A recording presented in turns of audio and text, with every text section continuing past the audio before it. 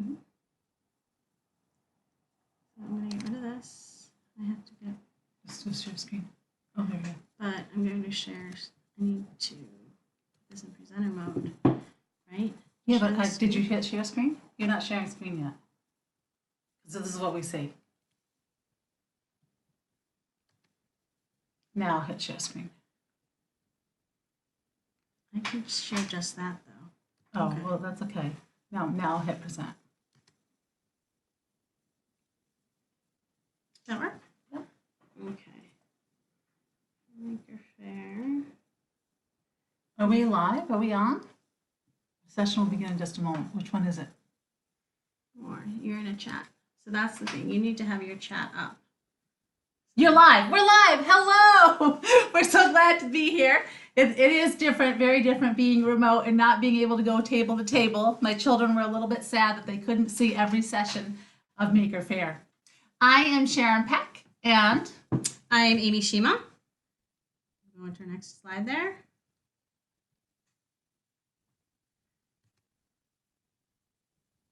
And we're going to talk, so go ahead. Whoops. You went to go back. I think that's because we both have control. Back. No, I don't have control. There you go. There we are. Who are we? So I'm Amy Shema, and I am a professor at SUNY Brockport. I teach in the education department, and I also am the director of a summer program where we have kids in elementary school come out to campus for academic enrichment over the summer. This summer we did do it virtually. We worked as part of a collaborative, and we're able to serve over 600 kids here in Rochester.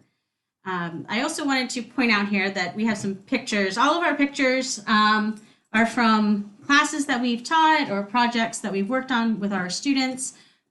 As a professor in the teacher education program, we try to integrate a lot of our theory about games and play into our own classrooms. But the three amazing people that are on the slide are my niece and nephews, and they are teaching me a lot about play, the importance of play. And I make a point to, every time I get to visit with them, to play a game. So take a new special game to play. And I am Sharon Peck, and I am in the School of Education at SUNY Geneseo, where I work closely with teachers on how to teach literacy and literacy instruction. And I have an urban literacy clinic where I teach my teachers how to play literacy games with their students and looking at the role of play in literacy learning. So I have two play teachers at home also. I have twin boys who are 8 and who remind me every day about the importance of play. And Amy and I have been working for several years together, working on integrating play, looking at games, teaching teachers and others about games, and we just have a lot to share. So let's get right to it. Sounds good. So we're going to share ways that you can make, modify, and skin games for your own use at home or in the classroom, and just make games more engaging. So why board games? There's so much emphasis right now, especially in our virtual communities, of using video games and online platforms. We have actually decided to take the old school approach and use face-to-face, in-person games, which are considered tabletop games, and those include board games, card games, dice games, puzzles, card games. In a space where you get to physically interact with another person. And that physical piece we think is really important. The physical touching is such a big piece of learning, being active and interactive and learning how to interact and talk with your buddy. And it's okay to say, hey, I can't believe you did that to me. Whereas you can't say that when you're sitting quietly at a desk in your classroom. The game theorists talk about the space that's created when you play games as a third space, or the magic circle. And it really is a dynamic thing that happens when everybody is in the moment, engaged in gameplay, planning for their next piece. We also think it's exciting that game play is iterative. Every time you play a game, you learn how to make it better. It's true. And that's really exciting, because that's part of the reason why Amy and I love teaching, is that's what teaching is all about to us. It's the practice, it's the trying, it's being able to go back and do it again. And then there's also the teaching. So every time you get to play with a new person, there's the practice of being able to explain it. And even Sharon's son, Asa, really likes to tell his strategy, which is kind of maybe not the best for Choice. winning, but at the same time, it's fascinating to hear how he perceives a game and the strategies used, because they're different than ours, and his work very well. He wins it often. Yeah, and we all know gamers who are very good at teaching games and others who aren't. So it really is a very powerful skill to understand a game well enough to teach somebody without controlling their moves. So we feel that that engaging piece is really important, that kids today often in classrooms don't get that chance to be active, to be hands-on, to stand up, to react, and to have such immediate control over what they're doing. The other is the idea of having it be low tech is accessible. We can have games and play in every place, from the laundromat and flipping quarters to really minimal amount of materials. So anything that you can find around the house, from a dice or cards or Can lids, whatever you have, you can play with it. That's right. And of course, one of the buzzwords today in education is differentiation. And that means that no matter what the game is, you can find a way to play it at the skill level of your players. So in some of the work that we've done in studying the outcomes of playing games, especially in learning situations, is the value of that social interaction, learning to plan, learning to negotiate, taking on language and rules and humor. The other is thinking about how you can use games to extend the curriculum, and taking a concept that you have or you've been talking about if you're a teacher in class, a skill that you want to build upon in practice. This is a nice way of doing it. It becomes less risky. You're taking less of a risk in terms of trying out different concepts or how to engage. Higher order thinking skills are the essence of game design and game play, and even video game designers, they start by learning how to create board games. So it's a fabulous thing to be teaching your own students. And of course, engagement and motivation. One of the things that we often hear teachers using games as a reward for finishing work. Oh, once you finish your work, then you can go play a game. And we really believe that there's value inherent in the game itself, and that there should be time just to play. And that play is where the learning is happening. It doesn't have to come as a reward. And I think this is something that if we could put a message out there that play is learning and play is not something peripheral to learning, I think we would have a whole new generation of players. Playing is how we learn. So some of the other pieces, here's my son very engaged in playing Mastermind. The vocabulary that kids use, is it contiguous? Is it subsequent? Is it adjacent? Just in going over the rules and understanding, you're automatically engaging in really rich vocabulary. And some of that vocabulary becomes domain specific depending on the game.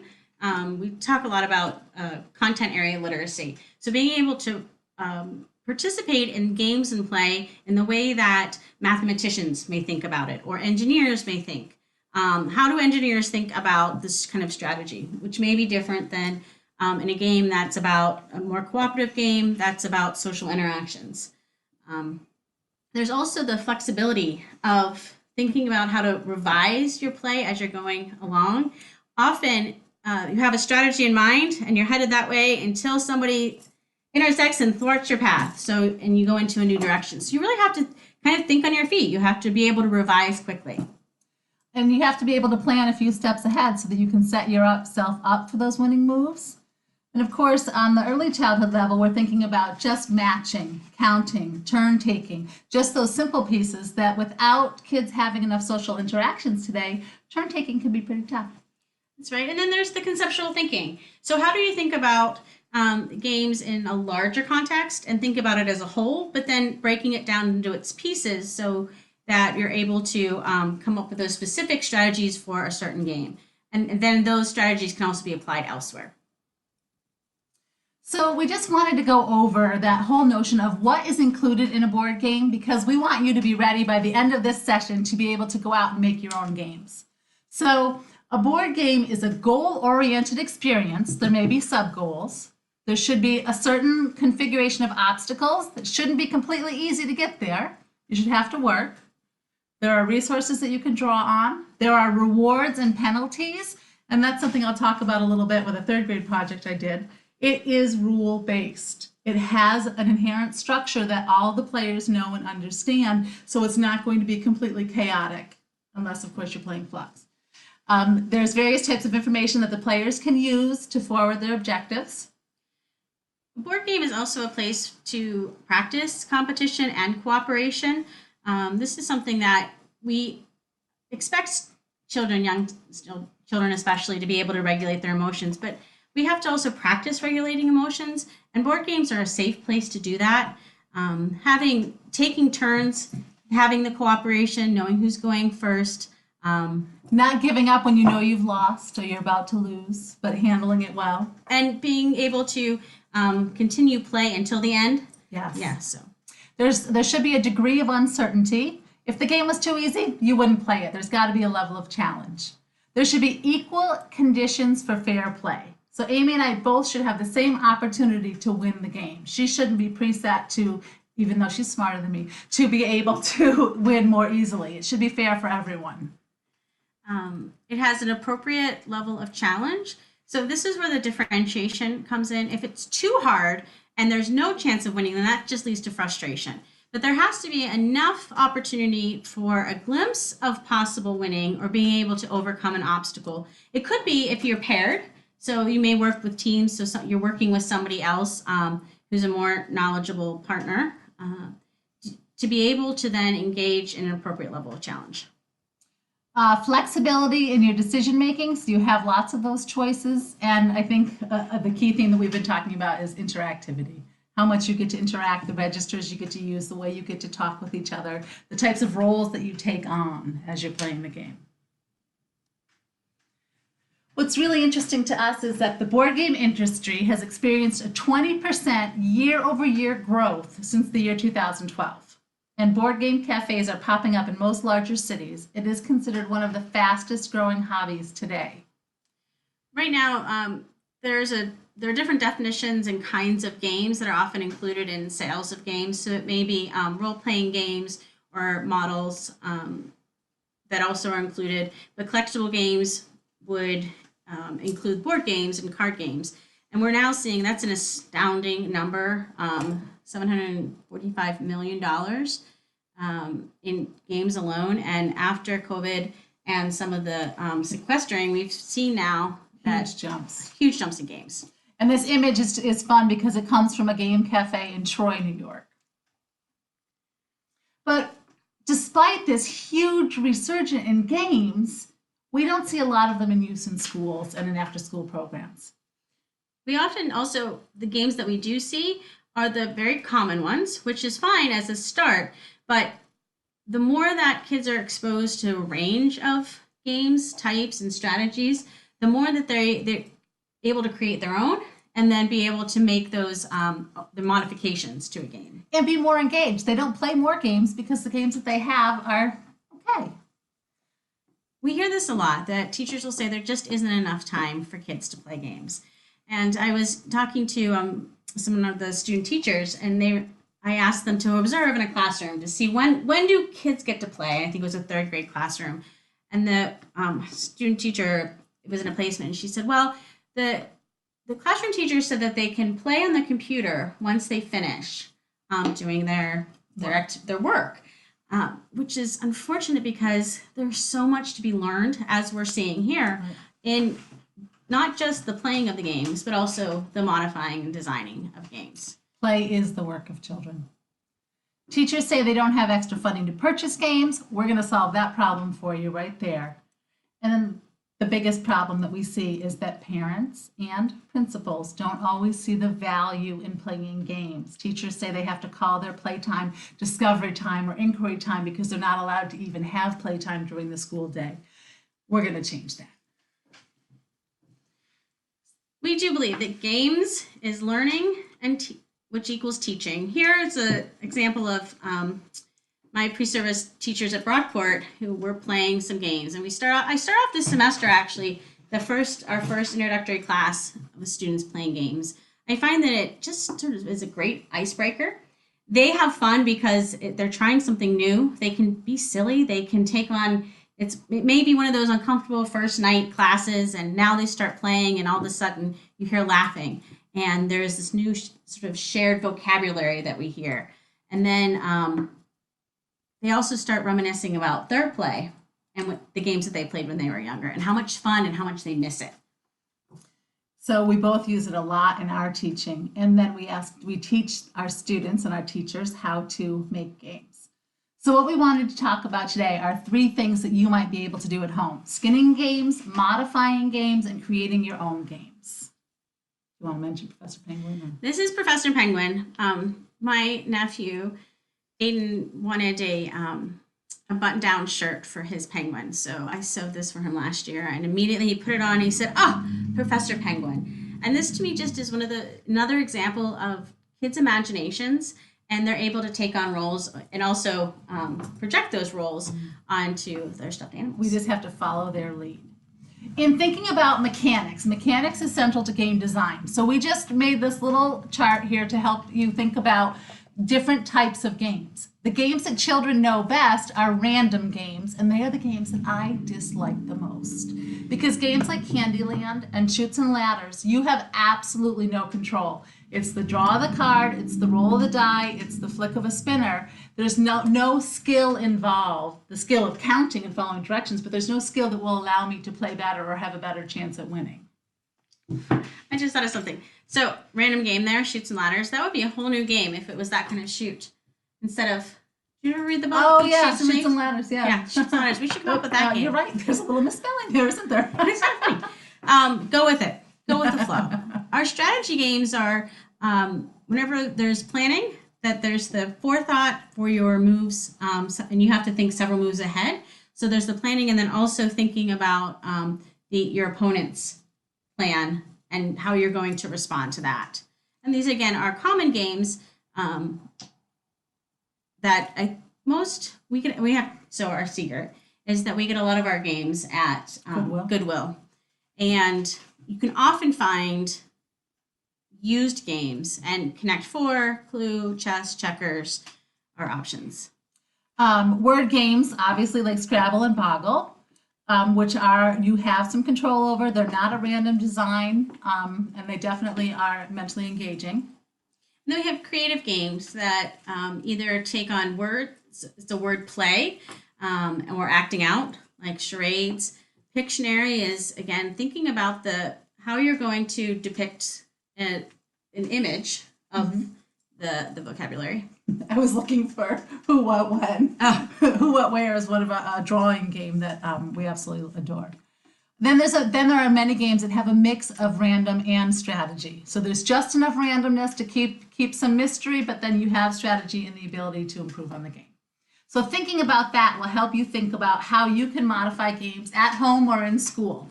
And there's 5 pieces that we want to talk about, and we've got lots of pictures and examples to share with you.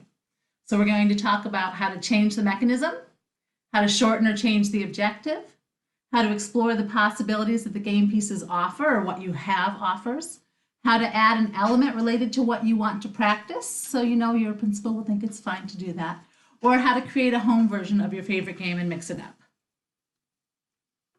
So if we start with change the mechanism, this can be as simple as adding a house rule. So for example, you could, even if you are playing something like Monopoly, adding the extra $100 at parking, or adding a rule to it. Another possibility is adding dice. So you now have multiple die, or multi-sided die. So you're changing the percentages or how you're using numbers. Another is just spinners. So adding somebody's name to a spinner, adding a number to a spinner.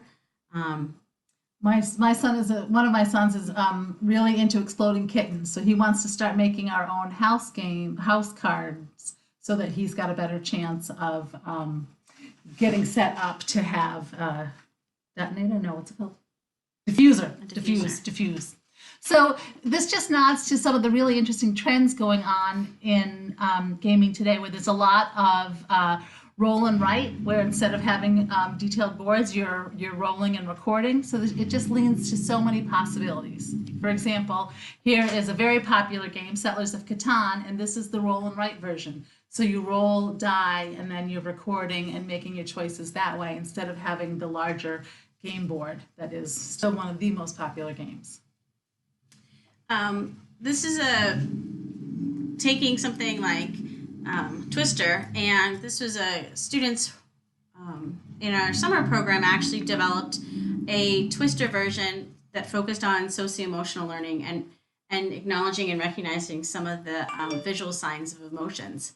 So they used the spinner, they had cards, and this was also connected to one of the books that they were reading. Pig the Pug.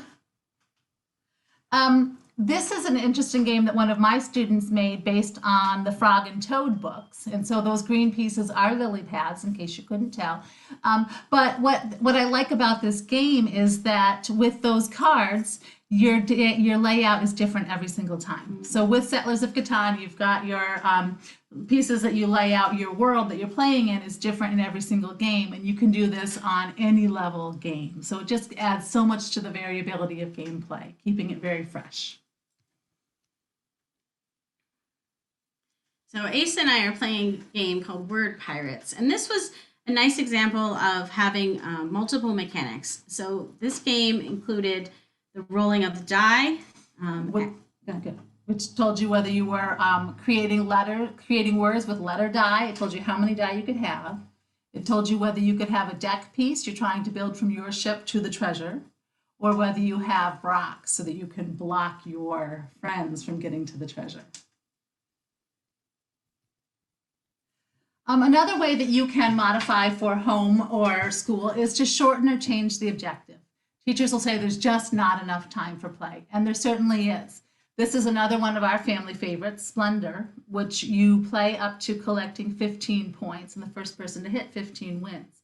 You could set it at 6 points. You could set it at 10 points. You can play with what your kids are most interested in and make it fit into the time that you have. Or you can also adjust the directions and slowly increase the challenges. So for example, in Splendor, you may not use the nobles, and then add that in later once children have a better understanding of the mechanics of the game. Same thing with Carcassonne. It's not adding the shepherds, yes. You can really have fun with alternate gameplay. Give your kids the game and ask them to create a completely different game. This is Who Knew, which is also a very good remote game for right now. We play it a lot online with our cousins who are far away, where you kind of in an apples to apples kind of way, you have 4 cards. Whoever the person that you're picking for, you want to pick a card that represents something that they will like. And if you end up being the one who they rank their order, the cards, and from what they like most to least, and giving you points. So the other day we had this game and we just took the pieces apart, and I was talking to the boys and said, what can we do with these cards? And they started making up stories. So they started laying down the cards and then making up a connection to lay down a second card to go with it. And then they got into these elaborate stories, and then this whole grid happened, and they were talking for quite a while. It was really creative. I think this is also a good reminder that if you lose pieces to a game, it's not, you're not completely at a loss. It's a new beginning. It becomes a new beginning. You get to try something new and create your own game, even if the original game pieces aren't there. So don't ever throw those game pieces away. Amy and I both have stashes of all kinds of parts and pieces because you might use them in making a game. Make it collaborative is another way to really change it up and make it more engaging. One of my favorite games is reverse charades, which we have here, where instead of one person acting it out, one person is guessing and everybody else in the room is acting out the same thing. So it becomes really silly, and of course it becomes a lot of fun because you see everybody's different connotation of the word. Another favorite is to play Scrabble by giving everybody all the tiles at the beginning. You work in teams so that you're trying to fill your board to get the highest amount of points possible. So you're still using all those wonderful skills and word awareness and letter awareness. You're doing all that math and you're playing and cooperating together. There's a real place for cooperative games, and they're becoming more and more popular. What's Outfoxed? Is that the Outfoxed is a favorite. We should have had a picture of that. If you don't know Outfoxed, check it out. It's a fun game for younger kids where they are trying to beat the fox by uncovering clues and finding out who is trying to steal the pie, I think is the Mm. Um, And then it's a game based on deductive reasoning. mm-hmm. Then there's another one with the dragons. Dragonwood? Dragonwood, yeah. Where you have to work together to beat the dragon. Other things you could do to modify and make it more engaging, you can change the number of points. You can just make the whole grid smaller, as in Battleship. You can just cut away some of those lines so that you only have room for so many ships, and then you'll be able to have time to do it, but still get in that really exciting and engaging gameplay. Battleship is another good one that you can play remotely. So as long as you both have the same battle boards, the same grid, you can play it remotely. And it's nice because you can leave it up if it takes longer. You can play it over several different remote sessions, which we have done. And you can explore the possibilities that the game pieces offer. So this is a inexpensive game called Flip. And we started playing it. We've got all of the rules. There are 3 variations that are in the game itself. And then Asa had this idea of like, what else can we do with it? So we started adding components and replacing the symbols, or we made these into math problems, essentially. And Asa was quite excited because he essentially was doing algebra. And he realized he was doing junior high math, which was pretty impressive. Yeah, and it's exciting because on each card there is 1, 2, 3, 4, 5 of a fruit, and you have to determine how many fruits there are. So it just lends itself to so many possibilities of games. It's kind of like the game Point Salad, which is another one that just you could play so many spin-off games from it. The other thing that I like about this is that it's self-checking. So we can go back and say, oh, show me how that works. Or are you sure it's that? Let's count. And then there's ways of being able to self-check. And I think that's one of the things that, especially in math, that we want to encourage kids to do is reverse engineer their problem and see if they still get the same answer. So look around and think about what games you have, what pieces you have, what collections you have. The sky's the limit in the terms of what you can do. Amy's made up some really interesting card games, but all you need are some sort of tokens of any kind. Dice add so much to the mix, and of course using different sided die ups the challenge even more. So start with what you have. You can do a lot with an ice cube tray, which you'll find a million of at garage sales, or an egg carton and just dice and toss games. Oh, or you could create your own version of a game. Like here's Lego City, a city game made out of Legos. You can use your Legos and blocks and other toys to recreate your favorite games. Another thing that you can do for modifying is to add an element related to what you want to practice. So this is an easy way to think about it in terms of classroom time and space. Here's Candyland, which you know is not one of my favorites. But whenever you go beyond Candyland, you can make it into a word game. A word game. So in order to be able to move to that double yellow, you have to be able to read 2 different words.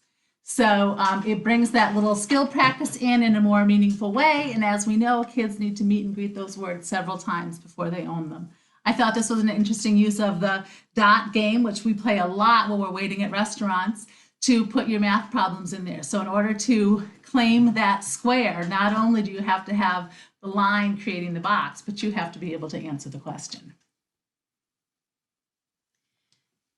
A lot of times, teachers or in-service teachers will say, well, this is nice. I see how games can be used for younger kids, but how do we incorporate this into our content areas?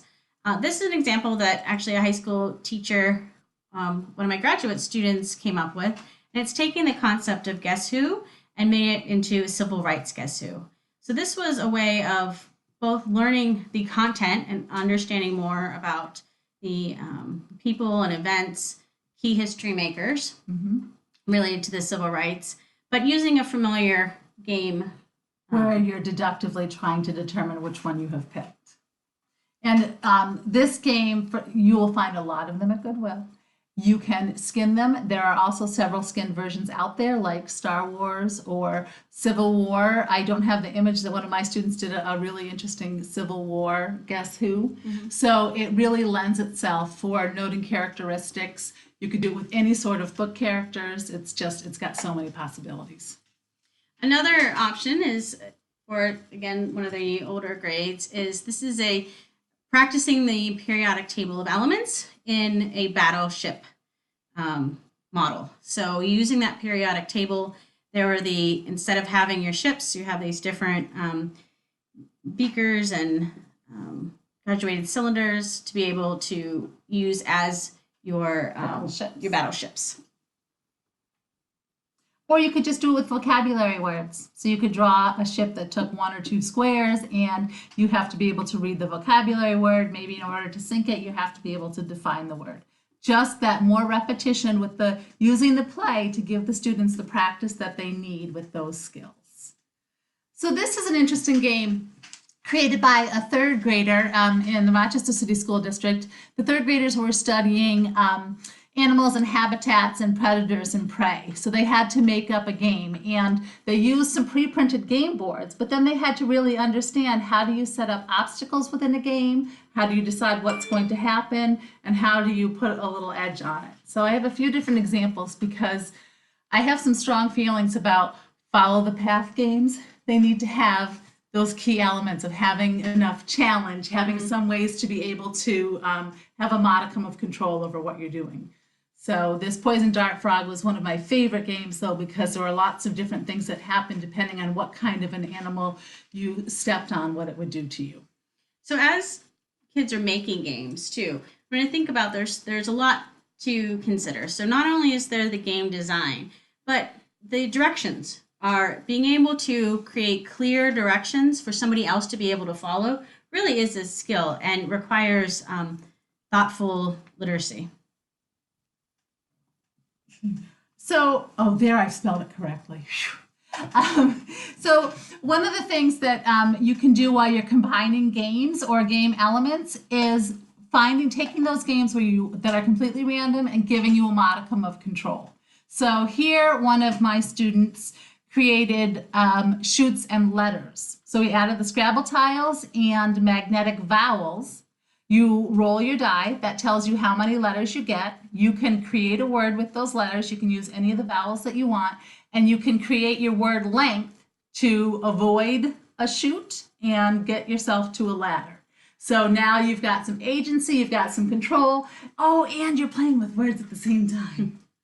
Yeah, the nice thing about this is that it's not necessarily changing the original game or pieces, but you're actually adding to it. So that now there's both options. Yes, and you can just tuck them right in the box and have them for the kids who want them. Do you want to talk about this? The other day we were playing games and we started thinking about how you can combine games. So are there ways that you can combine elements from one game and then to sort of make another one more complicated or complex? So this is an example of using Boggle. And we decided that we would need to, came up with this idea that you have to be able to earn your players, your gobblers. So Goblet Gobblers is another really fun game. It's a take on tic-tac-toe, but it's actually your goblets can stack on top of one another, like the Russian nesting dolls. Until you get to the biggest one. Nobody can step on your biggest one. Right. So we had to make words out of 3, 4, and 5 letters to be able to earn the right to use your gobbler. And it was interesting because we played it a few different ways, and the kids decided that you should wait until you knew what your play was to make the word, so that you were keeping it fresh and it wasn't just make a bunch of 3 and 4 and 5 letter words and then play. So you always want to think about, what is the other player doing while it's your turn. So we've been talking about skinning, modifying, and creating. And the difference is skinning is really taking a game that the basic parameters of the game, the rule, the mechanics of it, and then changing the theme. So you're only changing the theme. So for example, the Monopoly is civil rights. Oh, yes. Civil rights Guess Who is a skinning. Whereas modifying is taking a game that you're using some of the base pieces and base elements and then incorporating something different to it. Students, 3rd graders were reading the book Wonder, and ended up making a game that was based on Scrabble Junior. So we have that here. Another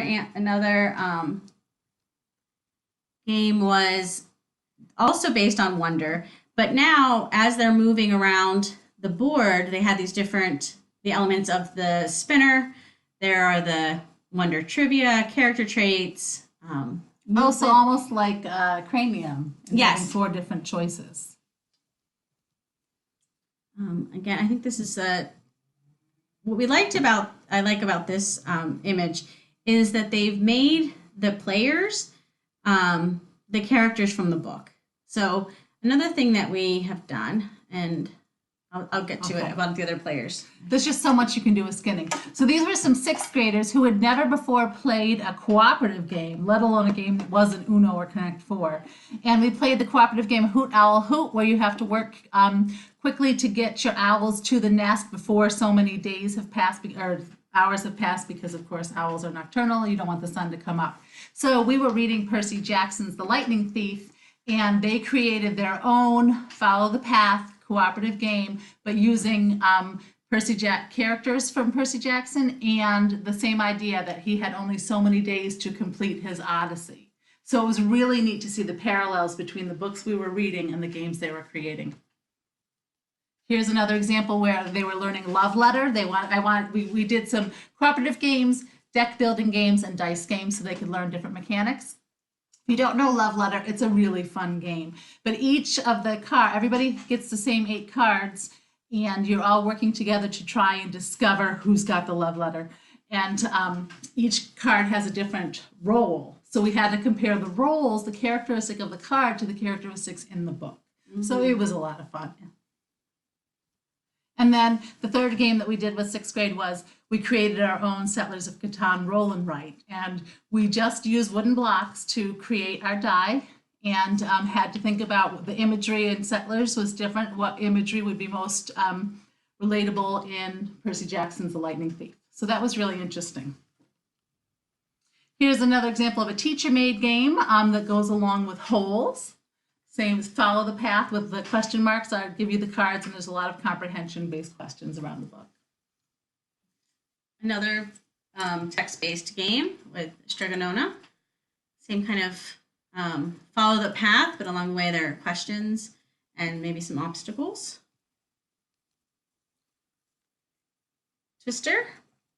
Twister is so much fun to do because you can easily put numbers on there, you can put words on there, letters on there, and of course, who doesn't love Roald Dahl?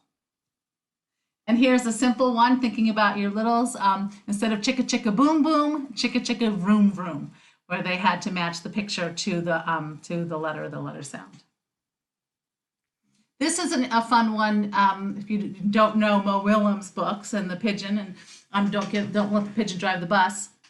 So these were apples to apples cards with characteristics based on the characters from the pigeon books, because there's so many different characters. Mm-hmm. So it was a really nice way to be intertextual and look at the characters across all of his books and then think about character traits. So as long as the goal of playing board games is the enjoyment of the players, the value of classic board games in teaching and developing core educational skills will remain strong. That enjoyment piece we think is really important. This was our kindergartners made a version of Kinderopoly, in which they made a life-size version of Monopoly. You can see that there are we took the large pieces in this next slide.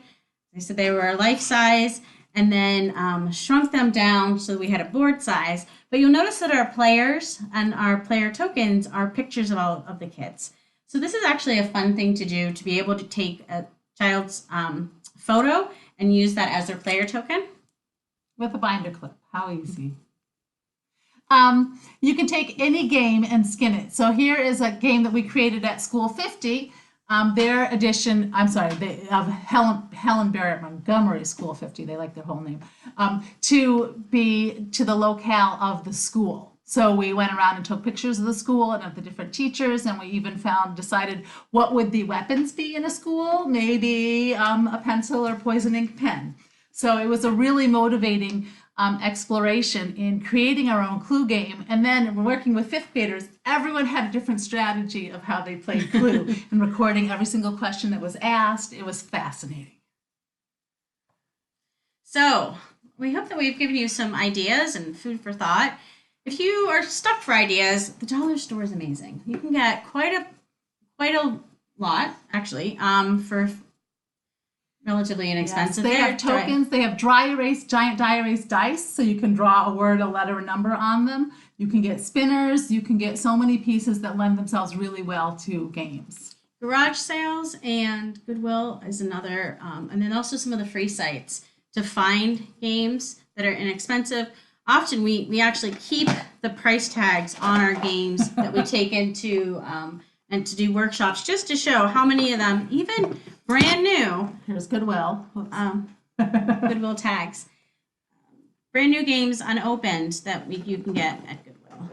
And then thinking about all of the pieces. You want to show them your wooden blocks? Like taking something as basic as a wooden block and adding letters to it, at doing the mathematical symbols.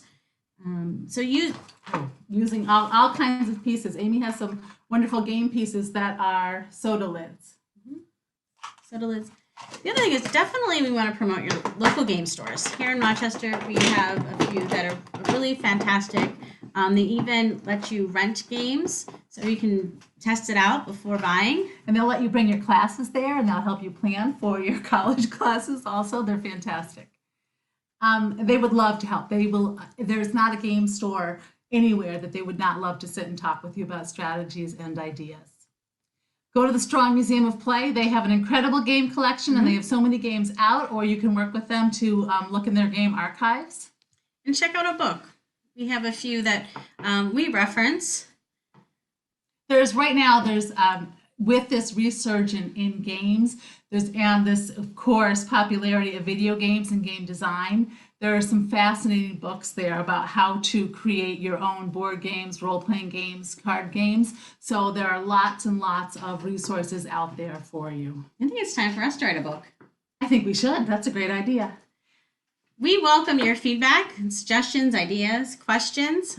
This is our contact information. Please feel free to reach out to us and share your favorite ideas for how to skin, modify, or create a game. Yeah. So in a nutshell, are there any questions you can put in the chat? If you're in the live Zoom, you can put in a chat if you have any specific questions for us. This has been really fun to look at and to think about. There's so many possibilities. And you can just take any game and make it into something else. I think I've found that the more games I play, the more likely I am to want to adjust or modify a game. You have to have some of that background knowledge. I think that helps with the modifying. Is that just because I win all the time, or? Well, you always have to mix it up. Actually, that you kind of joke about that, but what we have found is Sharon and I, and then and the boys as well, we all have different kinds of games that we like. Yes. So when it's Ace's turn to pick a game, he tends to go to a certain kind, more of a buying and commodity building game. I like games that have that pieces need to fit together. So they're kind of the strategy. Azul, yes. Azul. Summer Pavilion. Yes, or Blockus, for example. Sharon really likes the roll and write games. I like dice games. Yeah. And Skylar likes he likes exploded kittens. He likes random games. But so what's really wonderful is no matter how old your children are, there are entry level and gateway games at every level. There's just so many possibilities of what you could be out there playing. So just go find a game cafe and sit there and play for free and have a lot of fun. Thank you very much for letting us be a part of this fantastic Empire State Maker Faire. We're really excited to be a part of it, and hopefully we'll be able to see more people face to face next year. And maybe we can build some games together next year at the Maker Faire. Oh, what a great idea. Boy, do I have a storehouse of stuff we can make them bring from. all those pieces together and come up with our own games. And if you need to have a Scrabble tournament, call me, because I probably have 15 Scrabble games at my house waiting for the day that we have a Scrabble tournament.